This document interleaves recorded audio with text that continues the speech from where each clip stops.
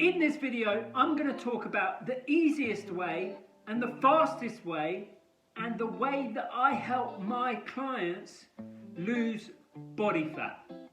Now, the problem is nowadays with the access to social media, it's so easy to become overwhelmed by the amount of diet information out there.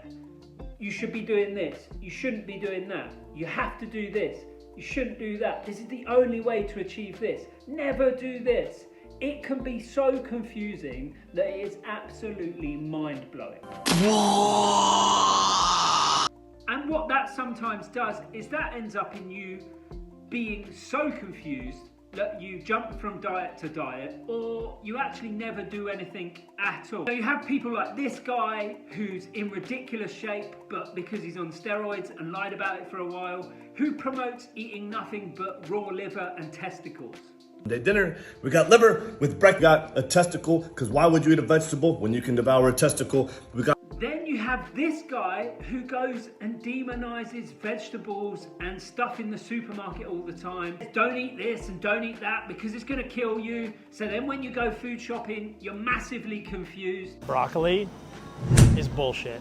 You guys have remove vegetables. This is obviously controversial, but I think it's important. Removing leaves and stems and seeds from your diet will improve your health, especially. Then you have people that go on some of the world's biggest podcasts and tell you that the simple thing like a calorie deficit doesn't work for weight loss, even though that is the whole underlying foundation of fat loss, just so that they can push their own narrative and think that they're trying to sell to you to solve that problem.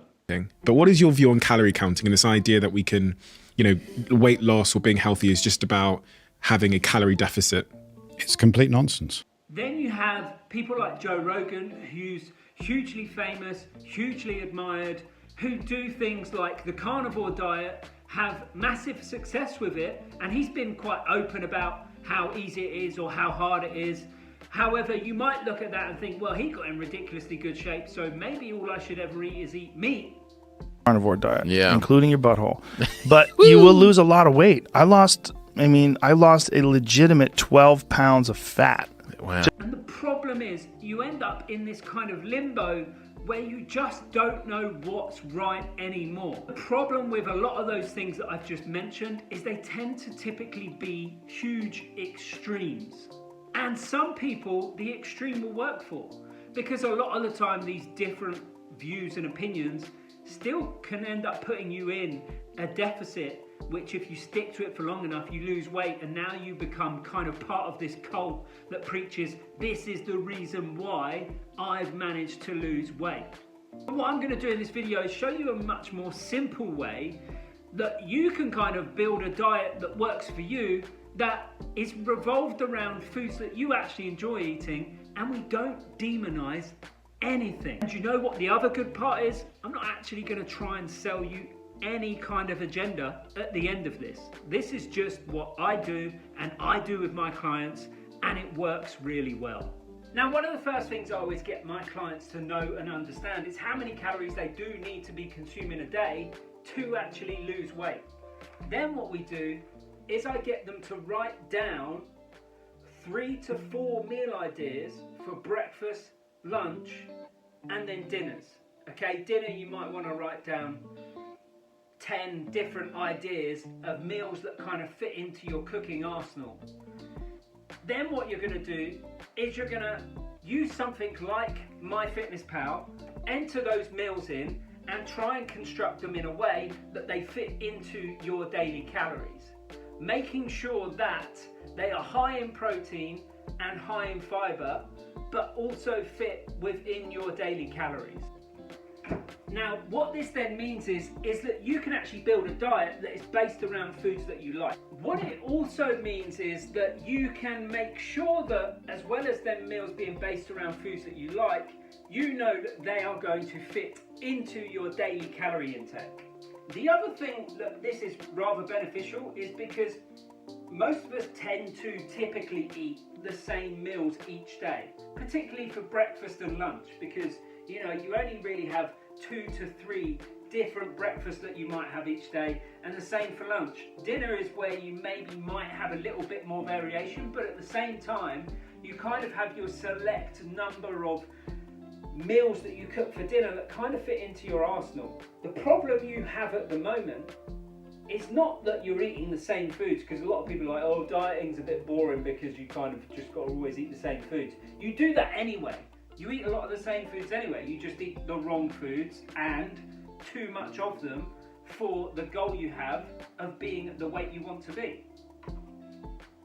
Now, the other great thing about this approach is that, yes, you have to count calories at the beginning just to gain an understanding of how many calories your particular meals come to and what the quantity of those meals look like.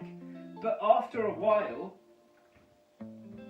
you don't actually have to track calories anymore, because again, you eat the majority of the same things each day and you eat them in the same sort of quantity. When you make your breakfast, you make it with roughly the same amount.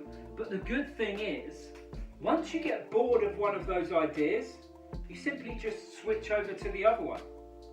And you know that, I woke up this morning, normally I have Greek yogurt with some berries and stuff, but actually this morning I don't really feel like it. So instead I'm going to have a couple of slices of toast with some peanut butter on and a protein shake, and I know that that still fits in the calories that I've set for myself for breakfast. So as long as I eat those things, by the end of the day, I'm pretty much going to be there or thereabouts with how many calories a day I want to be consuming. And I'm not constantly thinking about dieting. I'm not constantly thinking how many calories are in this and getting out MyFitnessPal, because I've already done all of that work. Then once maybe you get bored of eating those particular meals, or maybe when the seasons change, because sometimes in summer and winter you feel like eating slightly different things, you then go through that process again with 3 new ideas for breakfast, 3 new ideas for lunch. I always try and encourage clients that maybe each week you try out a new recipe. You find a recipe online and you give it a try, and then you cook that for a few weeks if you like it, and then eventually that's going to be added into your kind of repertoire of recipes that you just remember in your head. And when you're doing your food shop or your food order, you kind of think about it and you know what things you need to order. So you're also adding in a little bit of variety within your diet, but you know that a lot of the time, most of the time, you're on track. And then how to build and structure those meals is quite simple. Make sure that there is some form of protein at each main meal of the day, because it's going to help muscle repair, muscle recovery, particularly if you're a female. As you age, it's going to help you retain muscle tissue as you start to go through the perimenopause and the menopause, but it's also going to keep you feeling fuller for longer. Then the next main thing that those meals should be based around is plenty of fibre, and that's fruits, vegetables, salad. So again, because they're full of micronutrients and they're just very good for you, but they're also going to help keep you feeling fuller for longer. And they tend to be lower in calories. So you can pile up your plate with vegetables and it's going to increase the overall volume of that meal. I love eating a pepper like that.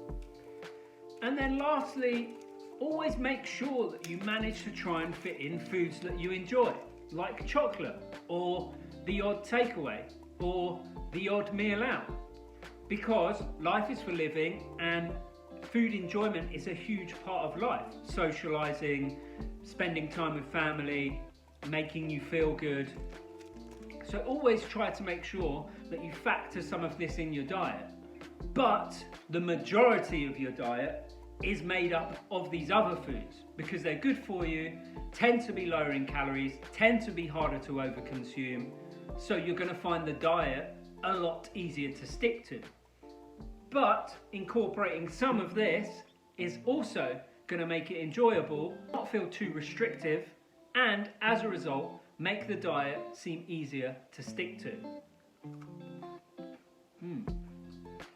Kit Kats are very underrated.